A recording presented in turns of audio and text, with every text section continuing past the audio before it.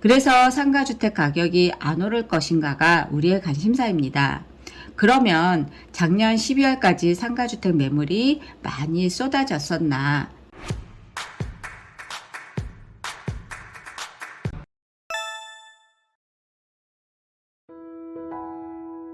안녕하세요. 고객님들의 부동산에 관하여 궁금해하시는 내용 먼저 알려드리는 로원센트럴 부동산TV 한명아입니다. 올해도 새해 들어서 바뀌는 여러 가지 제도와 세금들이 많이 있습니다. 그중 부동산을 소유하시는 분들이 많은 문의 내용 중 하나가 고가 상가 겸용주택 양도세 부분입니다. 상가주택이란 저층부는 점포나 사무실로 사용하고 상층부를 주택으로 사용하는 복합주택이라고 생각하시면 될 듯합니다. 주택 부분과 상가 부분이 공존하는 건물입니다. 상가주택은 많은 분들의 로망이기도 한 것이 아래 상가에서 월세를 받으면서 상층부에서 주거를 해결할 수 있는 주택이기에 우리에게는 꼭 가지고 싶은 부동산이기도 합니다.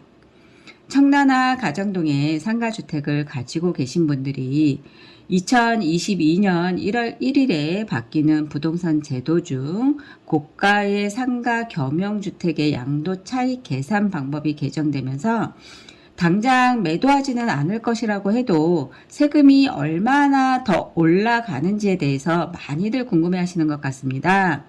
다 같이 우리의 로망이기도 하니까 22년 1월 1일부터 바뀌는 제도 중 고가 상가 겸용주택 양도세 비과세 혜택 변경에 대해서 알아보면서 양도세가 얼마 정도 오르게 되는 것인지, 이로 인해 상가주택 가격이 어떻게 될 것인지 다 같이 생각해보는 시간을 가져볼까 합니다. 상가주택은 고정적인 임대 수익이 발생하면서 단독주택에 거주할 수 있다는 장점 때문에 뚜렷한 수입이 발생하지 않아 걱정하시는 은퇴 세대를 비롯해서 우리 모두에게 인기가 많은데요.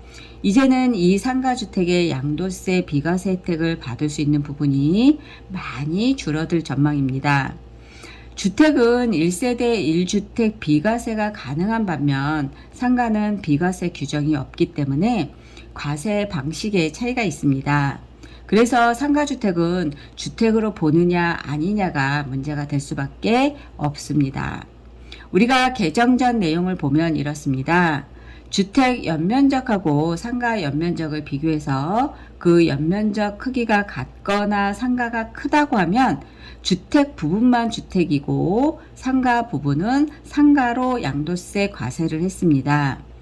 예를 들어서 4층이 똑같은 크기의 바닥 면적으로 건물을 지어져서 1층과 2층이 상가고 3층은 임대를 주는 주거 세대고 4층은 주인 세대가 산다고 하면 주택의 연면적과 상가의 연면적은 같을 것입니다. 그러면 양도시에 주택 부분만 주택으로 과세가 되고 상가는 상가로 과세가 된다는 뜻입니다. 그리고 주택 연면적이 상가 연면적보다 조금이라도 크다면 전부를 주택으로 보아 양도세 과세 계산을 했습니다. 예를 들어 3층 구조의 상가주택을 1층이 상가고 2층은 주거를 하는 임차주택이고 3층은 주인 세대가 살 수 있게 지어졌다면 모두가 주택으로 양도세 계산을 했습니다. 그런데 이 부분이 개정이 되어서 주택 연면적이 크다고 해도 주택 부분만 주택으로 과세가 되고 상가 부분은 상가로 과세하겠다는 뜻입니다.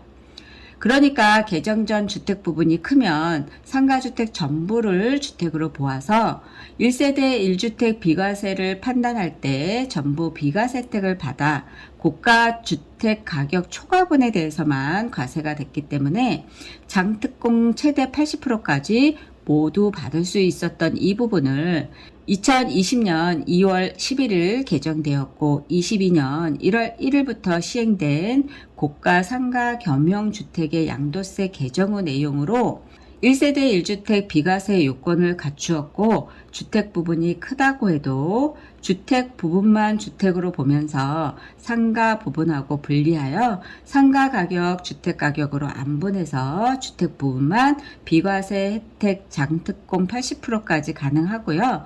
상가 부분은 비과세 혜택을 받을 수 없습니다. 얼마 전 12월 8일부터 1세대 1주택 비과세 기준이 9억에서 12억으로 상향되었습니다. 그래서 고가 상가 겸용주택의 기준점도 9억에서 12억으로 상향되었습니다. 1세대 1주택 및 1세대 1조합원 입주권 비과세 기준 금액이 실질 거래가액이 9억에서 12억으로 상향 조정된 것입니다. 1세대 1주택의 양도소득세 부담 완화가 변경 이유라고 볼 수 있습니다. 1세대 1주택 양도세 비과세 기준이 변경된 만큼 고가의 겸용주택 실질 거래액 또한 상향되었다고 볼 수 있습니다. 개정 후 내용을 정리해보면 12억 초과 상가주택은 주택 연면적이 크다고 해도 주택 부분만 주택이므로 1세대 1주택 비과세 요건이 해당이 되어서 양도세 계산이 된다고 해도 주택 부분만 비과세 및 고가주택 초과분에 대한 장특공 80% 적용되고 상가 부분은 일반 과세 및 장기 보유 특별공제 최대 30%까지만 적용된다는 뜻입니다. 하지만 소규모라서 12억 이하 상가주택은 기존대로 주택 부분이 크다고 하면 그대로 전체를 주택으로 보아서 양도세 계산을 하게 되므로 비과세 요건에 해당이 된다면 12억 미만이므로 전체를 비과세 받게 될 것입니다. 여기서 우리가 시뮬레이션을 한번 돌려본다면 주택 연면적이 60제곱미터라고 보고 상가 연면적이 40제곱미터의 상가주택을 5억 원에 취득해서 10년간 보유 거주하여 비과세 요건을 갖춘 후 매도할 경우 12억 1천만 원에 매도하였다면 양도세는 약 7천만 원 조금 더 넘게 나옵니다. 하지만 여기서 12억보다 1원이라도 저렴하게 매도하였다면 양도세는 0원이 된다는 뜻입니다. 이렇게 12억이 넘느냐 넘지 않느냐에 따라 양도세 차이는 7천만 원 이상 날 수밖에 없습니다. 하지만 아주 작은 상가주택이 아닌 다음에야 웬만한 상가주택은 12억 원을 훌쩍 넘게 마련입니다. 그래서 상가주택 가격이 안 오를 것인가가 우리의 관심사입니다.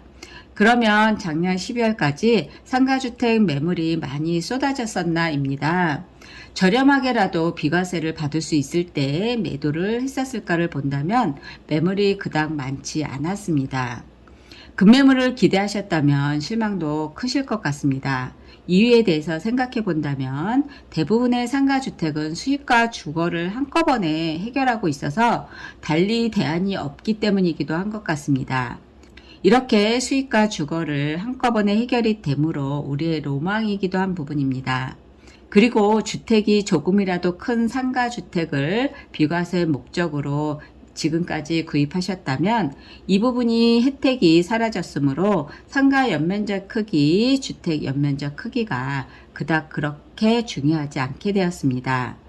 하여 상가주택의 매수를 생각해 보셨다면 더 이상 저렴하게 급매물로 나오지는 않을 듯하니 지금이라도 조금이라도 저렴한 매수 기회가 있으시다면 매수하셔도 좋을 듯합니다.